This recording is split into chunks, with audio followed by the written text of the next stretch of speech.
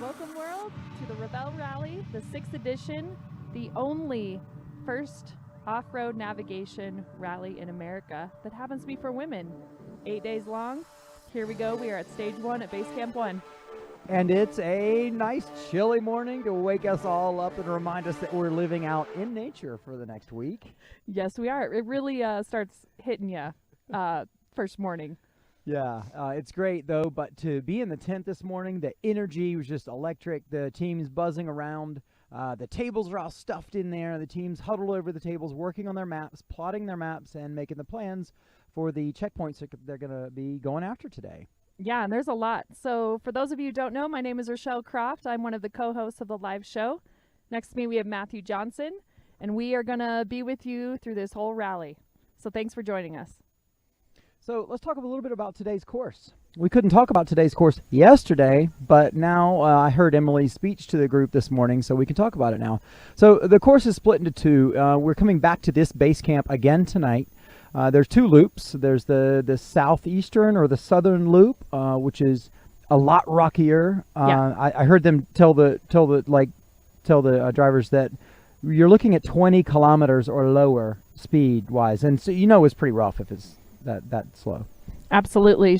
Her and Jimmy also spoke. Jimmy Lewis is the course director here, and he was talking to the competitors about, hey, you asked for a little more technical driving, so we're going to give it to you. And a lot of these Rebelles, some of them, I mean, we've got some originals this is their 6th year competing in a row. A lot of those top teams are in year 3, year 4. You kind of get the rhythm down, and they need to keep throwing stuff at you to mix it up. Yeah, throw the challenge out there. And speaking of those challenges, we have these new X route checkpoints this year that are worth a few more points. And we're going to talk a lot more about some of that later. All right, you're seeing there the first car go off the line this morning. That is exciting. Let's see. So this morning, their start order is actually for, I believe, the only time in this rally, I could be wrong on that. It is their standings from yesterday's prologue. Yeah, that's the prologue's a warm up for them, but it's a way for the organizers to figure out what order we should send the vehicles out today. And so what you're looking at is the reverse order, or basically the order that they finished yesterday. Let me be clear, not the order they were back here, the order they scored their points yesterday. Yes. Right. Absolutely. And by the way, first car off the line is carrying last year's winner. One of those winners, yes, is Tara Lynn and Nina Barlow. That's a new pairing this year, and they are going to be one of those top teams you're going to want to look out for. Now, they are also in the electrified. They are, right. They're in a 4xe Jeep. Yep. Yes, okay, those are going to be interesting. We have 2 of those 4xe Jeeps this year. And we've got some more information about the electric designation and some specific details about how they manage their battery and their power through the day that we're going to get to in a few minutes. Awesome. Next, you got Tiffany Walker and Rory Lewis. They came in second yesterday. They're sporting that FJ Cruiser with Total Chaos suspension on there.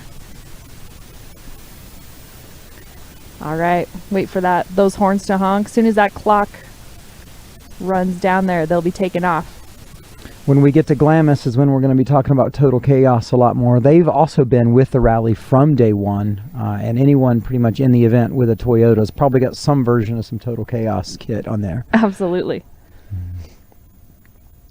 Just nice big drone view. You can see the flags, the organization, and you'll see teams scurrying across the road there to their vehicles at their correct out time. Now, it's just one car every 2 minutes that leaves the line. And we're going to be going to Harry actually in a little while out there to chat with some of the teams. There they go. Team number 2. All right. So the X-Cross stage winners yesterday was Team 205 in a Kia. That was Alyssa and Sabrina. Alyssa Ronig and Sabrina Howells. And I've had the privilege of rallying with them actually over in Morocco as well as here. They're a fabulous team. And they, I believe they won last year. They were second last year. Second. Yes, they won some days last year in X-Cross, yes, but it ended up going to Shelby Hall and Penny Dale. That's right. In the Bronco Sport. And so we have another Bronco Sport this year in X-Cross, and so we'll be interested to see how Melissa Fisher and Cora do in that ride. Absolutely. All right. What's on your mind this morning? You know, I think I'm waiting for my coffee to fully Me kick too. in. Let's talk more about today's course. So down south, rough, slow. Midway ups, there's we've got an on-time enduro, and then in the northern section, it's smoother, quicker roads, but some tricky checkpoints. I was briefed on the map on what the most efficient order would be to get those checkpoints, and then we're going to look and see today if teams actually go that efficient route. This is a good time to talk about some of the EV details for today. Any of our EV powered vehicles have an hour and a half built into the middle of this day as they swoop back past base camp to get their vehicles on a charger. Now, if you have an hour and a half of downtime in the middle of the day, and you're a normal competitor, that could be a big advantage because you get a lot more time looking at your map and relaxing. So while they are in base camp getting that charge, they're not allowed to have any of their tools out or their map out. It's no extra study time. It's just essentially, that bump up that's necessary to make sure they're going to make it to the end of the day. Yeah, absolutely. And who you saw there was Emmy Hall and Rebecca Donaghy. They are a favored team here as well. You're going to want to keep an eye on them. They're in the Rivian. They came in third yesterday.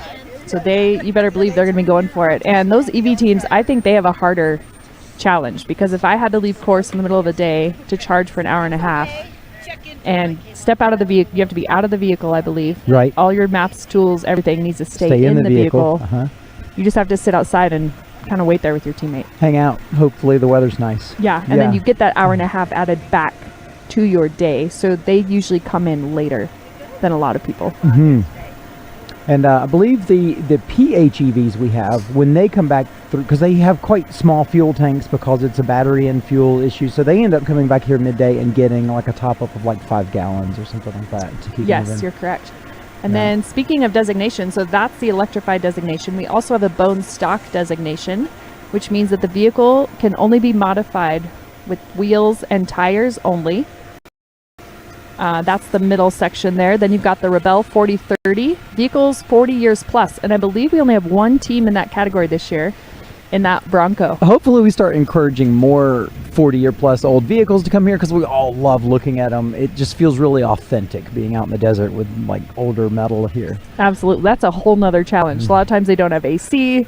They're dealing with rattles and shakes. Last year, I think the vehicle was finished a week or so before it came for this kind of test. It was throwing the alternator belt, and I know that might not sound fun to some people, but it's just part of the endurance that it takes to come out here, and it keeps you focused. Absolutely. All right, next we have the vehicle classes. So the Rebelle Rally is broken down into two. We have the 4x4 and the X-Cross. 4x4 class being you have four-wheel drive, and you can shift down into that lower range transfer case. And what does that allow? For folks that don't know a lot about four-wheel drive, why do you need a low range? What's that for? I just gave you deer in the headlights. She looked at me like, oh, I don't want to talk about that. I'll talk about it. I'm the car nerd here, probably between us. Low range essentially just allows you to more carefully moderate your pace, and it does so by giving you can imagine a bicycle, right? There's those front chain rings. When you're in that big chain ring in the front, that's the way you drive around to the grocery store and every day down the highway. But then when you need to climb a steep hill, you can put that front chain ring in the smaller one, and it gives you a lot more torque. You find you have a lot more torque, but you can't go as fast. That's essentially what's happening in a low range. But that means that vehicle can go places that a car without low range is not going to be able to get. It also often comes with more lockers and ability to have a rear and front locker and stuff like that. So actually today's South course and some of those X route checkpoints, they might be really needing that kind of low range crawler capability. I think they will, and it's that X route today is one of the times they're going to have to make a choice before they commit to that, because once you're on that route, you can't turn around and go back the other way because it's really tight, very technical, and they probably will be needing that low range transfer case today. Cool. So on the line there, we see a very vintage looking Nissan from Lynn and Sedona. They, they seem to have, they come here, they compete, they do well, but they always, are having some fun or whatever. This year seems to be like they're coming up a level. Their heads are down, and they've got a little bit more serious look. Still a smile, but I think Always a smile. I think they're here to really go after it and up their game this year in the Nissan. I would agree. They're going to be ones to watch. Competing even with them last year, we spent some time in the dunes, and it seemed about halfway through last year's rally, it kind of clicked, and they're like, you know what? I think we're really good at this, and we're going to give it a go, a solid college try. So I'm really excited. They're coming into this rally to do well. They're going to be a fun one to watch. For sure. While we have a moment, let's check out a commercial really quick.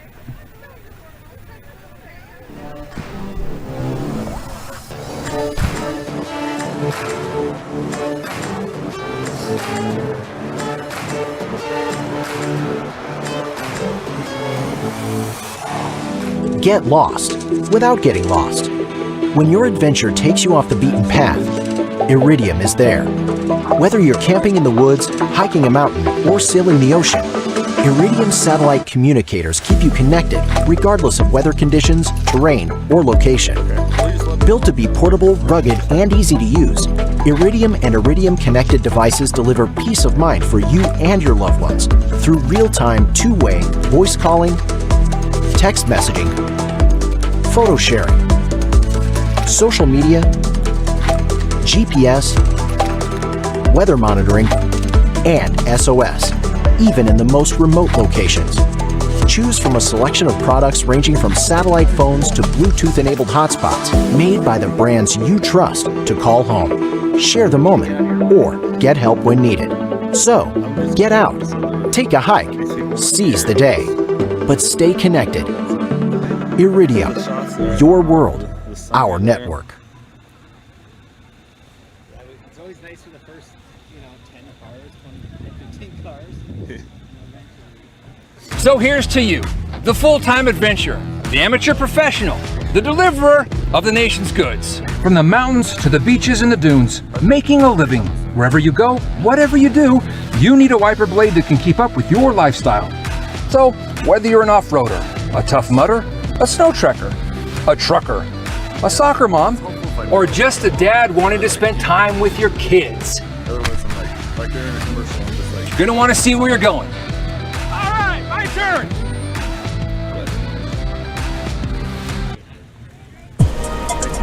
Pavement is optional.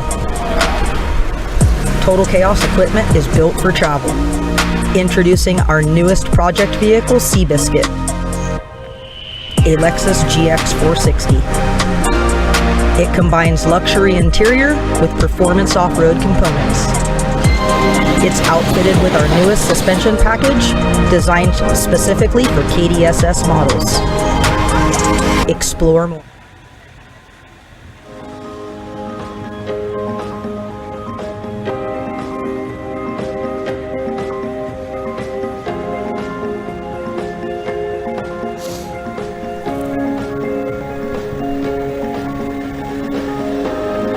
Welcome back.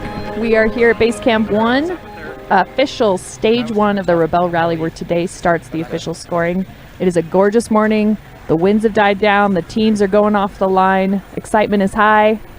It's a good day. Yeah, it is. It is exciting, and you can hear a lot of the girls, blowing the horns and waving as they leave the line, just trying to get some of that excitement. I think the morning, heebie-jeebies as they get going, they get just kind of ready to bear down and get focused. Yeah, it's a lot different vibe when I walked in the tent this morning. First of all, there was a lot of Rebels in that tent. Holy cow. Yeah.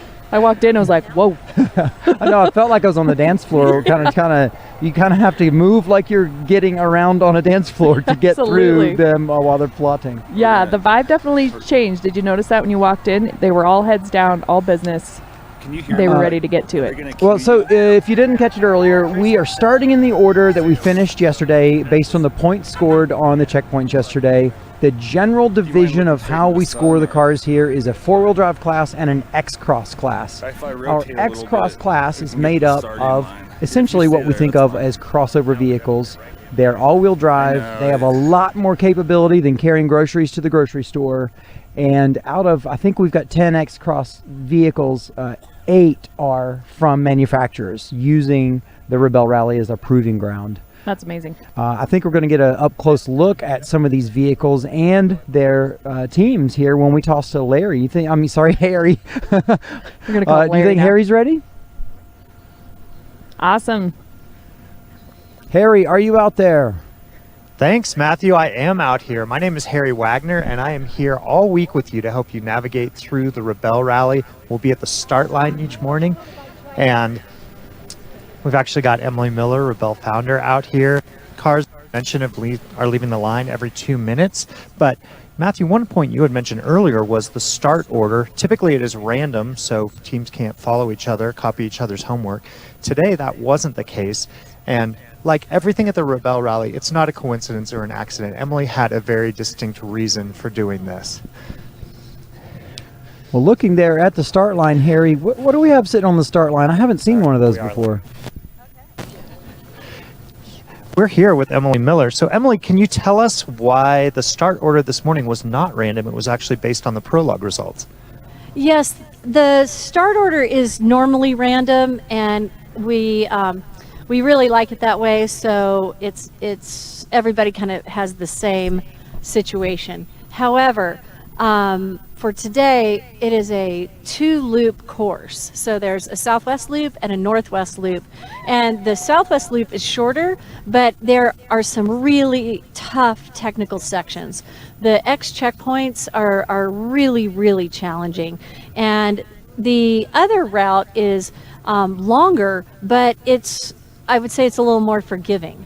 And so it's also the enduro starts really early. So the people who scored the highest in the Prologue yesterday start with the tougher course. And the northeast loop, the ones who didn't score as well have a chance to kind of settle in. Now, that's a tough thing, but basically before they get thrown into the really tough technical part of the rally. It's also really hard to switch from compass and map checkpoints to then an enduro and then back to compass and map checkpoints. So for those rookies who are newer to the rally, they actually have a chance to get settled in, get the enduro out of their way, and then put their focus to the compass and map checkpoints. What we're going to see today are the ones who really are in it to win it. They are going to go for those X checkpoints, those technical X checkpoints. However, the caveat to this is that some of the teams yesterday used it as a chance to practice.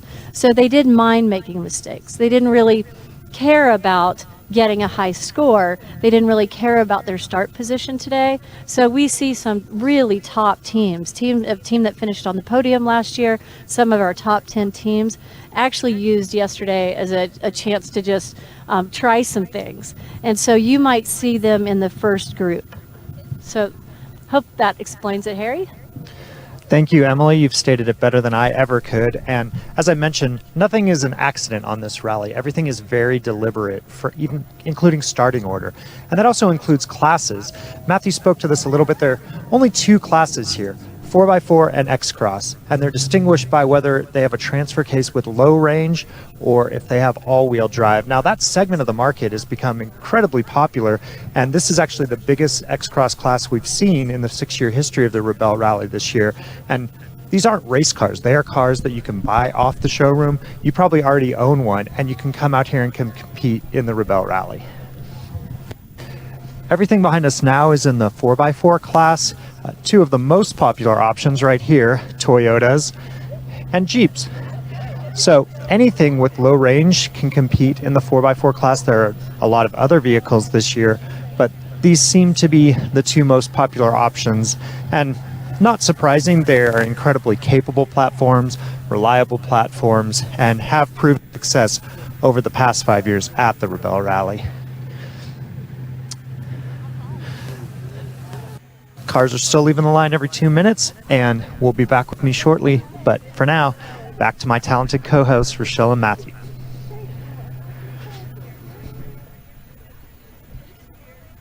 Awesome. Thank you, Harry.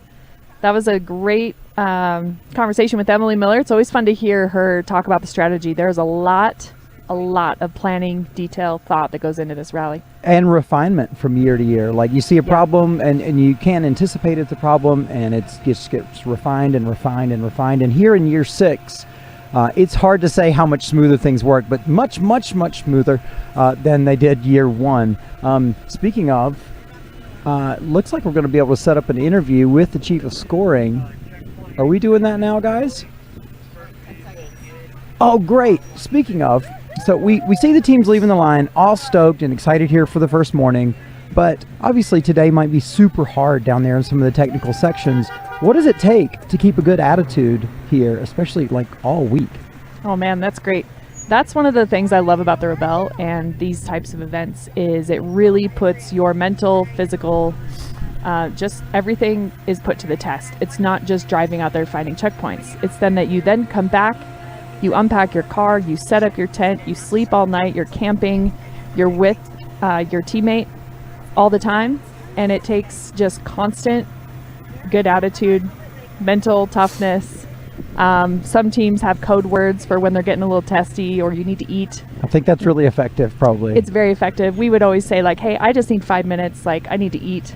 Your blood sugar's going down, you know. Here, have a Snickers. Yeah, I know some of their systems are covered up, but some teams probably play some music and just say, look, we're going to take 5 minutes off or whatever. But regardless of what's going on inside your team, it's your ability to interact with those other teams and keep everybody else appreciating what's going on and that you guys are doing something silly out in the middle of nowhere. And, you know. Absolutely. And Emily did a great job building this event. She really wanted that spirit to shine through.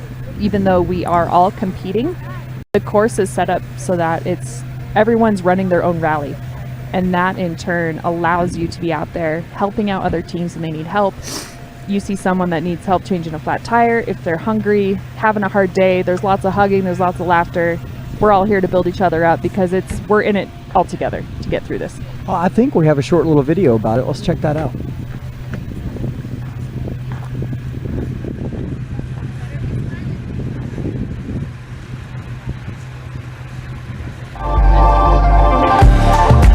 The Rebelle is kind of it's a team sport between your team, but everybody out there is doing the same thing as you, and we all look out for each other.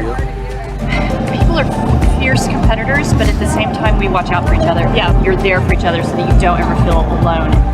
Everybody's got the system now. If you're going past somebody, you always do a thumbs up. You got to check in with everybody, and if something's wrong, you stop. You find out. You find out how you can help. There's one first place in the Rebelle, but there are many wins. And as we help each other out, that's a win. Yeah. And that makes it a good day. The staff is there always with a smile on their face, 5:30 in the morning when it's freezing, and they're greeting us and we're miserable. They've already been up for an hour? Yeah, and they're genuinely happy. I'm like, what? It's a family, that's what it is. Emily has done an amazing job of bringing people in that mirror her value system and what's important. And all the staff definitely reflect that. Yeah, for sure. I think the Rebelle even breeds like camaraderie. It totally breeds, even if you don't go into it like thinking like I'm gonna have these really great friendships. I think we all walk away like, wow, these women are really amazing. Women lifting women, doing this. It's not about winning, it's about teamwork. It's about those wins. It's about working together to make it. They're interviewing Chrissie? Yeah. They're gonna sell you a little bit. Yeah. It's always tricky because I'm like, okay, I'd like come up with something.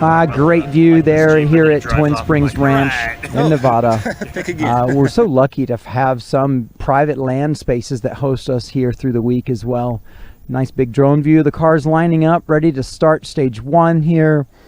And, you know, our job is to bring you kind of that overhead perspective of what's going on with the event and try to get into the details at times. But really, Mrs. Detail and Mrs. Johnson is here. Chrissie Beavis Johnson sitting beside me, and we're going to chat about how the scoring works for the event. The different we basically, the fans already know the basic checkpoints, the green, blues, and the blacks. But tell us a bit about how they are the different point distributions between them. So you guys have probably talked about how the easiest checkpoints are the green checkpoints, and they're actually worth the most, which is a little bit counterintuitive. You know, usually you'd think that the easiest checkpoint would be worth the least, but these are the checkpoints that keep the girls on the right route, those greens, and so we make those worth the most. The blues are in the middle, so say the green checkpoints are worth around 20 points, and the blues are worth somewhere 10 to 12 points, and then the black diamonds are usually only around 5 points. Okay. And then they step down from there. And I believe are the greens always staffed? The greens are always staffed, yes. Okay. Yeah, they're kind of our markers. They help our course officials kind of make sure that everyone checks through those green checkpoints, and that kind of keeps everyone safe and together. A lot of times during the time that Chrissie's here at camp, I see her running through coordinates, replotting, talking about, well, why would a team end up there? Have we made an error? They're error checking all day long, and if something was to be discovered that got out of here and we sent the teams with a bit of incorrect information, the staff at the green checkpoints can course correct and distribute that. Is that correct? That's correct. The green checkpoints we actually consider to be official notice boards, and so our course officials sometimes will have to call our course officials ahead of time, and they actually write up a bulletin. So they write a bulletin and then they actually post it right on that green flag. And so the girls have to actually go up to every single green flag and look at it and see if there's a notice for them to read. And that helps us kind of distribute information equally to all teams when they get to a checkpoint. Well, and you've got quite a bit of experience going to notice boards. How old were you when you did your first rally?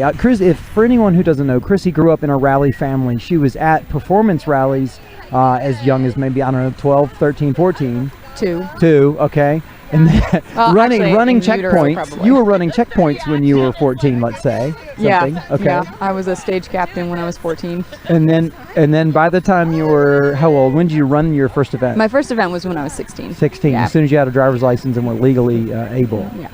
Right. So Chrissie's been either driving race cars or running up to notice boards as a navigator, co-driver of race cars for a long time. So she understands the details for how to get those details to the competitors and how to write them in a way that the competitor can get the intention of it and get the important information.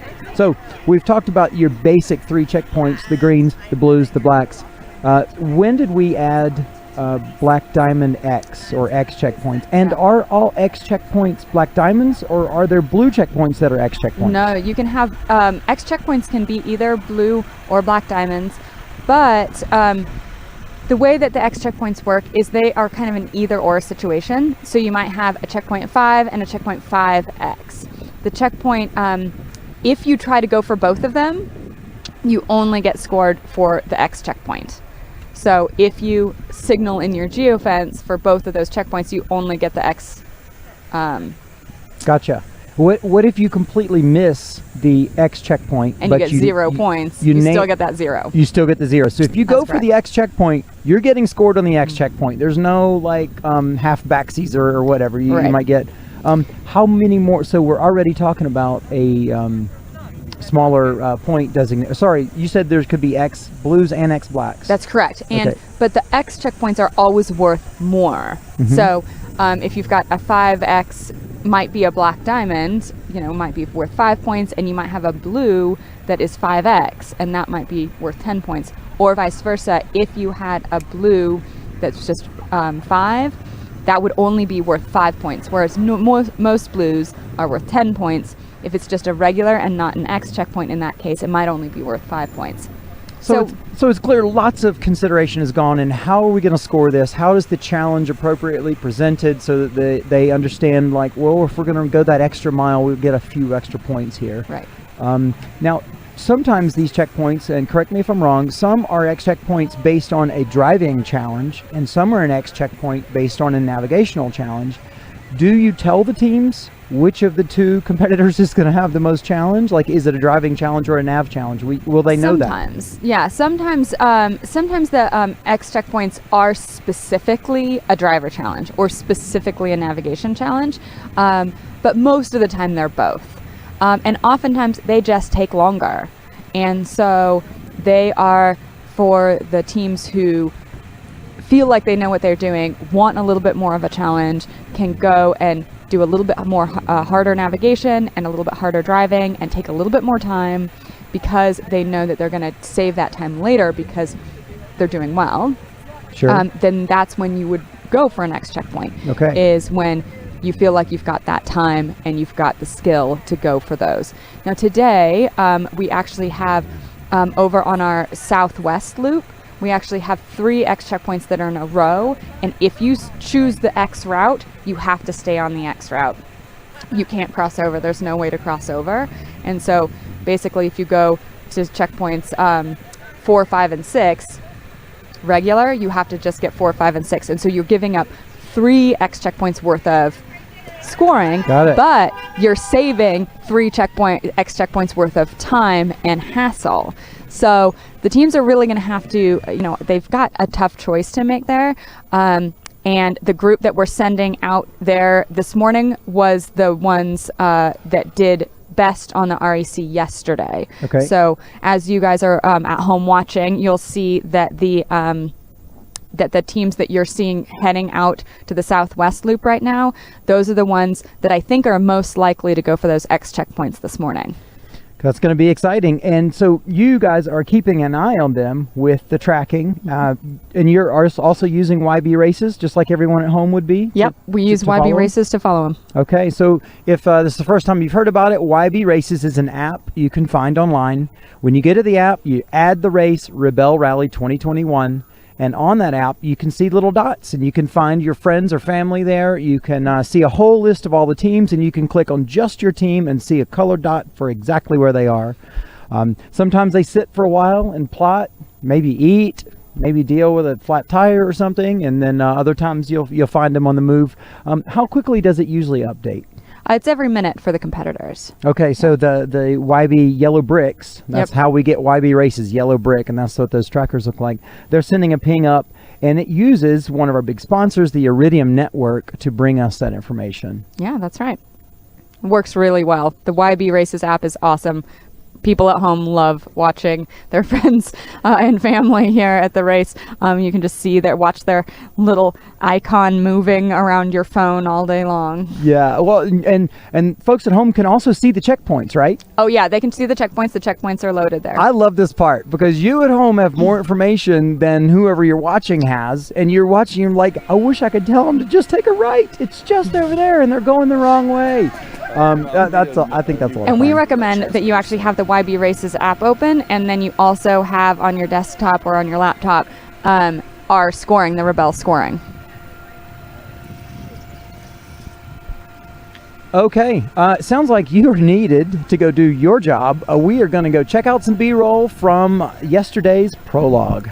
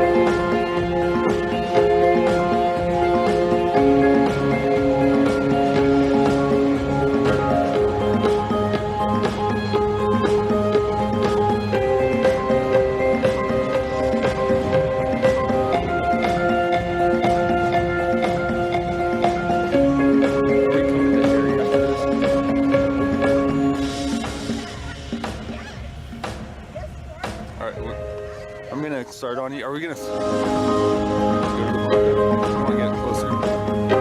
Okay, sounds good.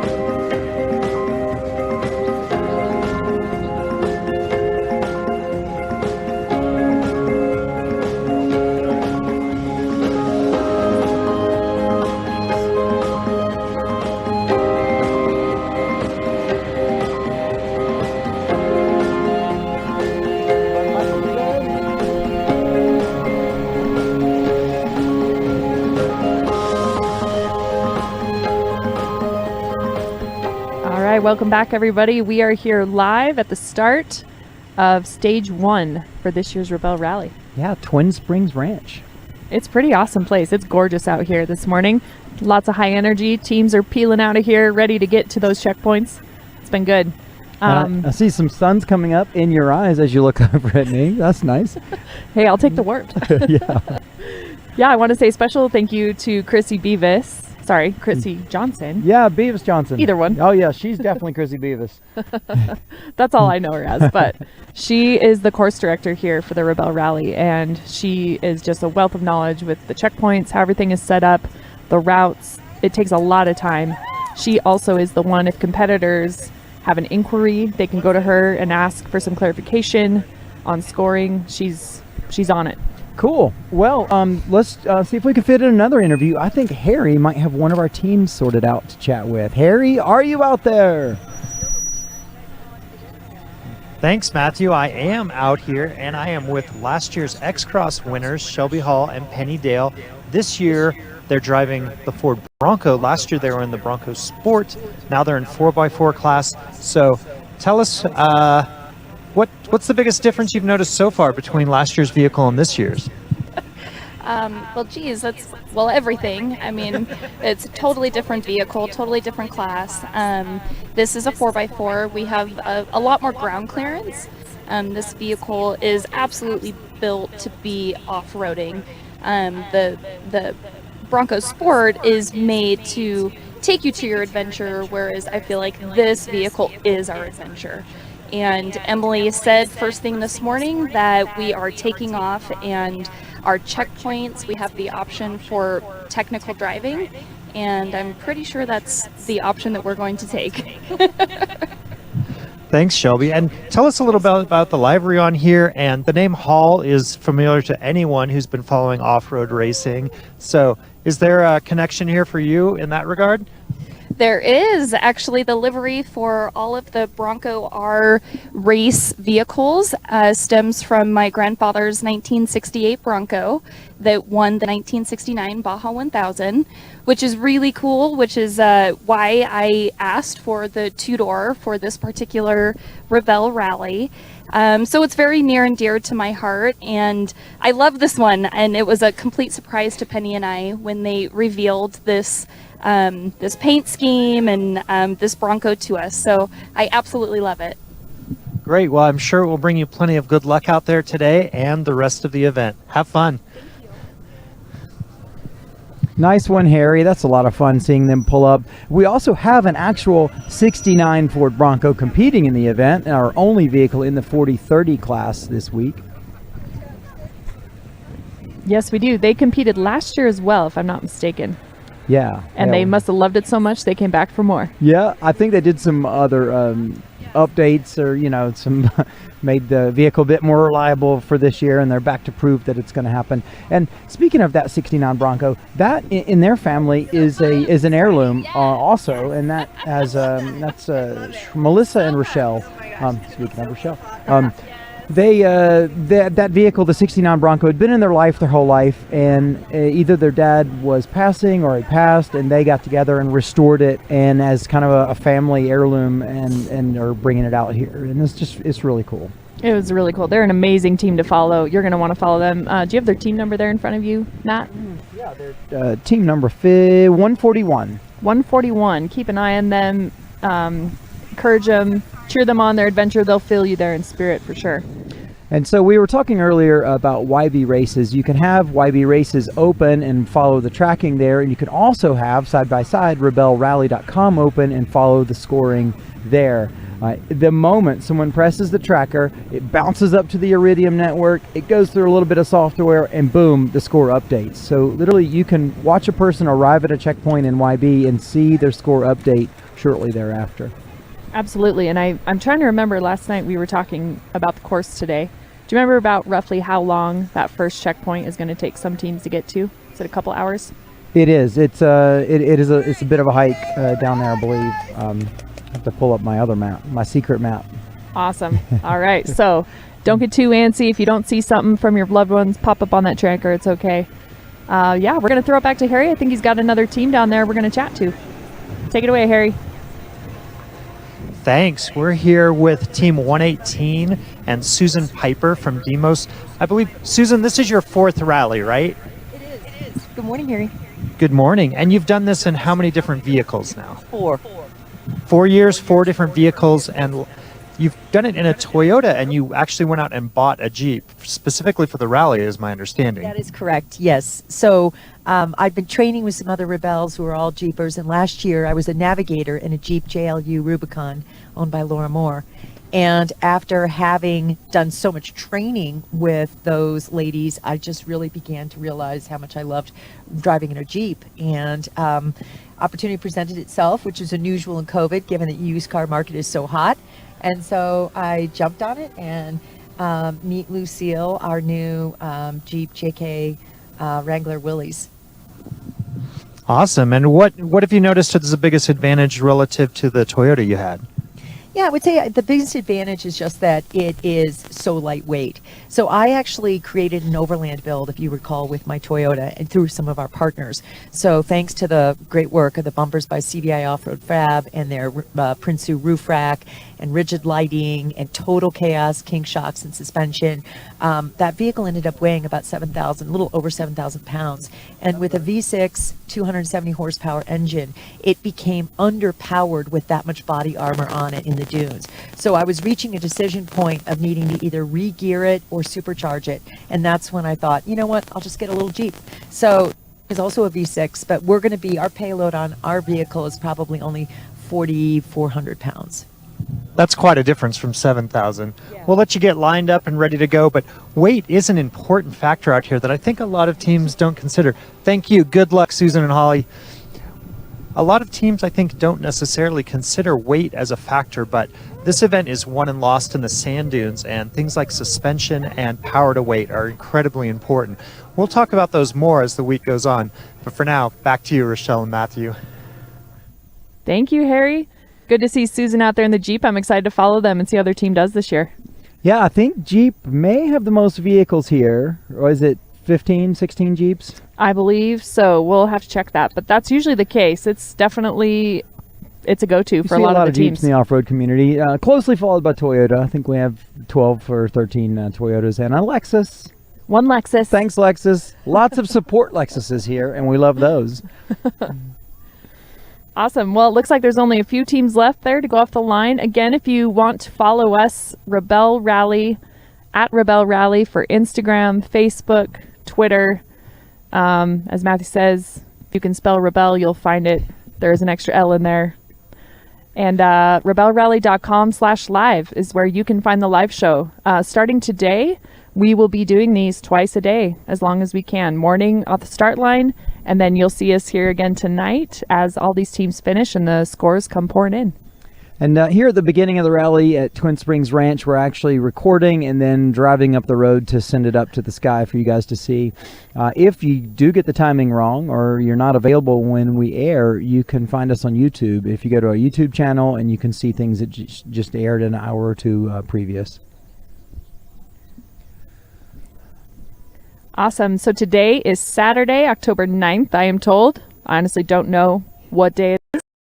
I'm going to have to be reminded of that. Here's the schedule for the live show. We will do our best to accommodate these times. Give us a little grace here as we're out in the middle of nowhere. Yeah, and both of us and me at times are going to shoot out into the course midday and bring you some live action midday and shoot some just fun scenic stuff with the cars and build that into our shows as well and help tell that story to bring you the competition for what's happening, what's going down, who's doing well, who's falling flat, who's having trouble. Yeah, I'm excited to already hear Penny talking about, we're going for those technical CPs. If they're thinking that way, that means a lot of those top teams are going to be going for those technical ones. So it's going to be interesting, and I know that it's very narrow. Yes. So if you get out there and one of the teams has bitten off, let's say, more than they can chew, they could be in a situation where they're holding up a row of other teams, and then there again you'll find some teamwork has to come into it because it helps everybody to help whoever's having trouble to get on through. Absolutely. Harry, for tomorrow here, we'll have to have him go down the line and show the cars with the most pinstripes. And I think those will be the ones that you want to watch out for. For sure. This, talking about some of the ledges and the bits that they're going to have to drive through on the X checkpoints today makes me think about one of our sponsors, Max Tracks. Yeah. I loved the Max Tracks video I watched. It was one of the Australians where they're made, or where the company began, and it showed how many ways you can use them. They're not just to get you unstuck. You can make bridges with them. You can make step-ups with them to get over rocks and stuff that you don't have the clearance for. Absolutely. I've had some experience, I think, doing all of those. I've probably put those to the limit a little too, more than they would like me to share. On some of your adventures, I'm sure you have. I believe Harry might have another team interview lined up. We're going to go to Harry after we have a look at this commercial really quick.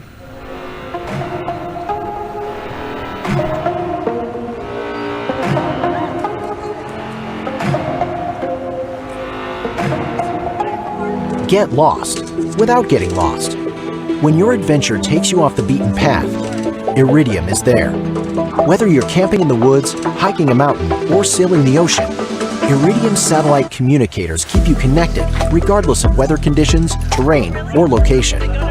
Built to be portable, rugged, and easy to use, Iridium and Iridium connected devices deliver peace of mind for you and your loved ones through real-time two-way voice calling, text messaging, photo sharing, social media, GPS, weather monitoring, and SOS, even in the most remote locations.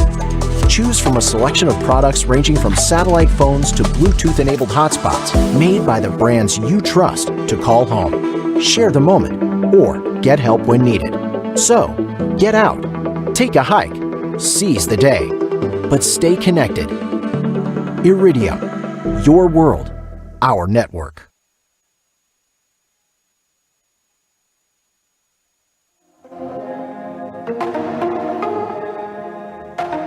So here's to you, the full-time adventurer, the amateur professional, the deliverer of the nation's goods. From the mountains to the beaches and the dunes, making a living. Wherever you go, whatever you do, you need a wiper blade that can keep up with your lifestyle.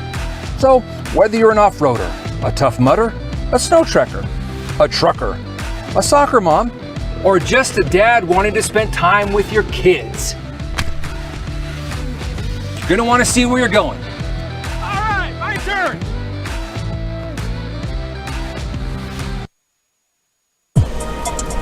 Pavement is optional.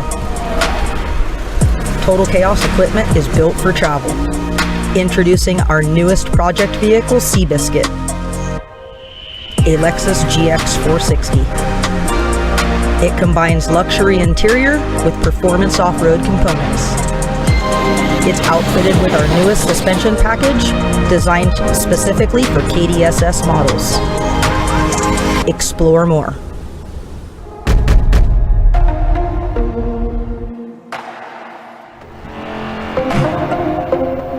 All right, welcome back, everybody. We are here live from Base Camp 1, Stage 1, scored day of the Rebelle Rally. I think we've got Harry down there on the line. Yeah, he's talking to another team. Some Heckraisers or something. Harry, are you out there? I am, thank you. Yeah, I'm here with the Heckraisers, Kathy and Thayer from Colorado. So, first time teaming up together, not a first time in the rally. And can you tell us a little bit about what your plan is for the day?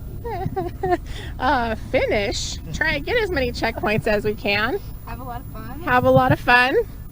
And come back and eat some dinner. Now, Thayer, you have been a driver in the past, but now are navigating. And what is that change like? Oh, it's definitely a challenge, but I think it's almost more fun at this point. Yeah, I imagine a different type of pressure from being behind the wheel. And we're not used to seeing you in a Toyota either. Typically, you're in a Land Rover. I am sure you do miss it, but you could do a lot worse than this ride, that's for sure. Kathy, can you tell us a little bit about what you've done to your FJ Cruiser to prepare it for the event? I got some upgraded shocks from Toy Tech. It's the 2.5 Alumas with reservoir. I forgot my words. Remote reservoir, sorry, to pull the shocks. And then I've got skid plates, RCI skid plates all through, and rock sliders, but I don't think I've really done much more than that. So roof racks, things like that, but we're good. That's it. And you don't have to do much more than that when you start with an FJ Cruiser. We did get some goat armor to save from scraping stuff up, but otherwise, that's it. Well, I'm sure it'll come in handy today. They say that there's some technical challenges out there for awaiting you. Yeah, good luck. Thank you so much. They're next up off the line at 2-minute intervals today. Vehicles are leaving the line, and we'll let them get in the zone and head back to you, Matthew. Thanks a lot, Harry. I see one of those really convenient trash cans hanging on the back of the spare tire there. I always thought that when I put a spare tire on the back of my Toyota, I would hang one of those trash cans on it. It's just because you're always looking for, where do I put this? True. That's very Where does true. this go now? Yeah. We got a quick look in with Thayer there, who often has been a driver in the Rebelle, and now she's switched over to the navigation role, and she said it's almost more fun. Yeah. And at least from performance rallying, what my background primarily is, the driver is piloting the vehicle, but the co-driver is piloting the event, the race, in kind of a larger overall view of doing a lot of executive management of a lot of things. Sure. Yeah, here for the Rebelle, it's pretty cool. You've got two, as you can see there, you've got teams. They're made of 2 people, a driver and a navigator. You have some teams that keep those roles, and then other teams switch throughout the day. I think that switching probably helps a lot, because when you've been there, you can empathize with the other role. You can see what's coming. You know the driver's going to need a specific thing, here in a moment. Maybe it's which way to go, or a confirmation on which way to go. And the timing for when to deliver that is even that much better if you've also been the driver. And then the driver knows, well, navigator's plotting. What I see ahead is a whole bunch of bumps. I'm just going to let the car roll to a stop here real smoothly, and just give the navigator that moment to finish with the ruler or whatever they're trying to do before I go bouncing them all over the place in what I see ahead. So little ways you can work together to make each other's job smoother and easier. That kind of teamwork is what we really love to do, and I think that's part of what makes the competition fun, is part of your team and part of your equipment and working together like that. Absolutely. I always approached it with my teammates as kind of, I'm married. I've been married for almost 18 years, and it's kind of like a marriage for this 8 days. You're each given 100%. It's not 50-50. Yes. Because if you're each given 100% for that other person, you're going to have a great experience. So I always try to take really good care of my navigator, even holding their map board when they get out of the car. They're holding a lot of things, and they're in and out of that car constantly. So if I could hop out and take a heading so she didn't have to hop out, if I could give her food, water, and it was always reciprocated as well. If I'm driving a lot, she was helping me out. Oh, awesome. We're going to jump back over to Harry. He's standing with team, I think, 139 Veterans United. Harry, take it away. All right, thank you. Yeah, we're here with Mandy and Cindy, and it's Cindy's birthday today. So everyone at home, wish her a happy birthday, and we'll ask her what she wished for when she blew out the candles. Well, there was no candle yet, but if there was one, what I wish for is that we get all the points today and come back safely. I think that's a great birthday wish, and hopefully that happens. Mandy, last year you were in, I believe, your teammate's JL, if I'm not mistaken. This year you're back in your Gladiator. So can you tell us a little bit about what you did to your vehicle to prepare it for the event? I held off for about 1.5 years doing any real modifications to it so we could run it in the bone stock. So the wheels are the only thing we've changed. They've got the AEV. Other than that, it's just things that make it a little easier, more functional for storage and whatnot. It is a manual, so that's a little extra challenge today, or just for the whole week. So we're excited for it, though. We both drive manuals, so we'll be swapping throughout. So. That's awesome. I hear more and more teams that are switching driving and navigating, and I think that really sort of spreads the burden. And I obviously haven't done this event, but I think it makes you appreciate your team more too when you put yourself in their shoes. Yes, I would agree with that. We did that last year, and a lot more appreciation for it. And honestly, the navigation would just fry my brain by the end of 8 days if I had done that the entire time. So, what do you think so far? Wow. I enjoy the navigation.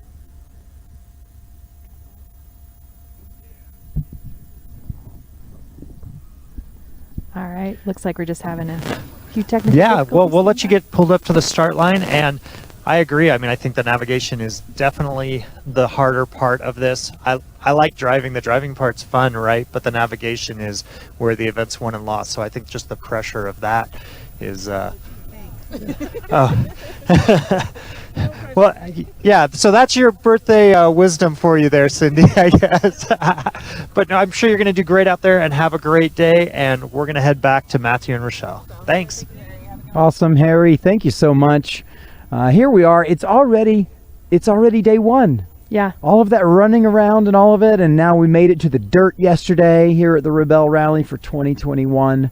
On the camera there, you can see one of the Kias in the X-Cross class car. Actually, we have two of those. Car number 205 and 206 are both almost identical Kias. And it's cool that they've sent two cars this year. Yeah. They had a go at the win last year with Sabrina and Alyssa. This year we've added another car. The one you're looking at is Tana is navigator and Verena Mai is driving. And I know Verena from Performance Rally, so it's cool to see her show up here. So how do you think that's going to help her out with the Rebelle? Yeah, just the driving challenges, the keeping your eyes up, the just familiarity with placing your tires. You could see sharp rocks, you can decide not to hit them, or if you can clear them, or just that driving familiarity. Awesome. All right, so again, if you're just now joining us, my name is Rachelle Croft. I'm here with Matthew Johnson. Day one scored of the Rebelle Rally, 6th edition, year 2021. We're so glad you're here. We hope you'll enjoy. We're here for the next 7 days. Did I get that math right? Yeah, we're here a long time. Yeah, we'll be here all week. So tune in. This is the first day the teams are officially going off the line. A lot of excitement in the air. They're probably going to feel a little nervous, a little jittery. It's always a little scary getting that first checkpoint. But as you see today, I think on that tracker, and you'll see some B-roll tonight, as teams hit that first green CP, it usually brings it all back. The excitement's high. You find out looking at your maps actually can work and get you someplace. Yeah, for sure. And I know from Emily that today was, just because of where we are and the layout and everything, but she kind of went for it on this course today. Like, this is not an easy course. And other competitors that have been asking for a more technical challenge driving, well, they got it. And for some of them, it's going to be pretty in their face this afternoon and this morning, depending on which route they're on. Some of you might wonder, well, why don't you just follow each car and follow them around? Well, we have two basic classes, 4-wheel drive and X-Cross. They essentially have different checkpoint needs. But then inside there, we have different groups that have different checkpoints in different orders. So there's really no benefit down that strategy of watching other vehicles to know. And the group they're in will change day by day. So we keep the ball moving behind the scenes in a way that it's really difficult to get out there and use another team to show you where to go. Absolutely. All right, as those final teams go off the line there, we wish them all the best today. Hopefully Matt and I can get out there and take a look, see what's going on. But again, if you want to follow us, it's Rebelle Rally on Instagram, Facebook, Twitter, all the social media, and on the website, rebellerally.com/live, where you can tune into this live show. They've got live tracking, which is going up. That's a lot of fun to follow along. Oh, for sure. Yeah, for sure. If you're just trying to figure out how to keep up, again, it's YB tracking. YB Races is the app name. Go on your cell phone, YB Races. And you have to add the race, Rebelle Rally 2021, and there you'll be able to click around and notice the little links at the bottom of the app that allow you to get different views of the competition.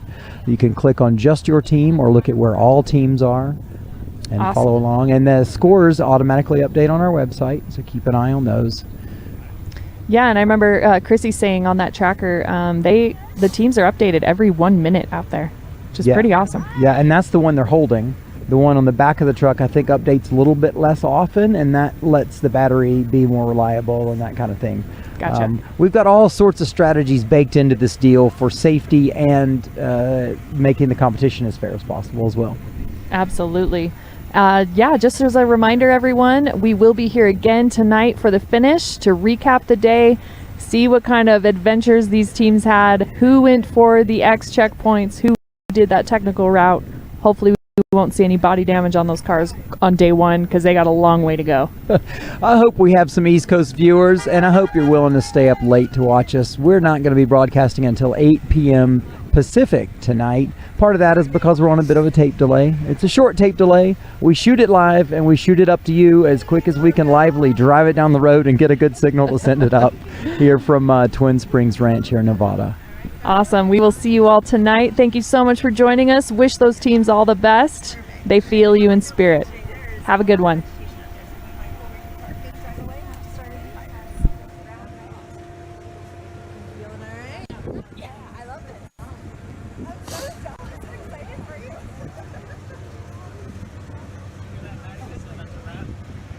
No, I didn't hear it. Is the run-in clear? Get lost without getting lost. When your adventure takes you off the beaten path, Iridium is there. Whether you're camping in the woods, hiking a mountain, or sailing the ocean, Iridium satellite communicators keep you connected regardless of weather conditions, terrain, or location. Built to be portable, rugged, and easy to use, Iridium and Iridium connected devices deliver peace of mind for you and your loved ones through real-time two-way voice calling, text messaging, photo sharing, social media, GPS, weather monitoring, and SOS, even in the most remote locations. Choose from a selection of products ranging from satellite phones to Bluetooth-enabled hotspots made by the brands you trust to call home, share the moment, or get help when needed. So, get out, take a hike, seize the day, but stay connected. Iridium, your world, our network. So here's to you, the full-time adventurer, the amateur professional, the deliverer of the nation's goods. From the mountains to the beaches and the dunes, making a living. Wherever you go, whatever you do, you need a wiper blade that can keep up with your lifestyle. So, whether you're an off-roader, a tough mudder, a snow trekker, a trucker, a soccer mom, or just a dad wanting to spend time with your kids, you're gonna want to see where you're going. All right, my turn.